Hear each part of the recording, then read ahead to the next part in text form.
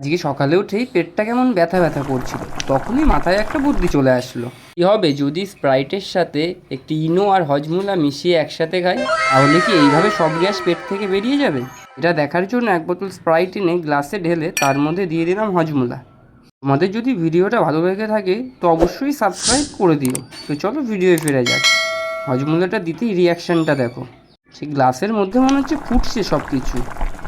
আরও ভালো করে মেশাতে একটু চামচ দিয়ে নাড়িয়ে দিলাম। এবার দিয়ে দেবো সব থেকে খতরনাক জিনিসটা, ইনো। এটা দেওয়ার সময় মনে একটু ভয় ভয় লাগছিল। এটা খাবার পর মনে হয় না আমার পেটের ভেতরে কিছু আর বেঁধে থাকবে। ও ভাই, এটা দেওয়ার পর দেখো, এটার রিয়াকশানটা একদম কালারফুল।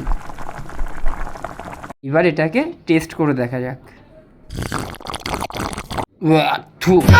একদম ভালো না গাইস, কেউ কোনোদিন ট্রাই করো না। তারপরে ভাবলাম তোমাদের দেখানোর জন্য তো খেতেই হবে, তো চলো নাকটা ধরে খেয়েই নিই। একদম ভালো না গাইস, গন্ধটাও একদম যাচ্ছে তাই, আর ঝাঝালো ধরনের একটু, একদম বাজে।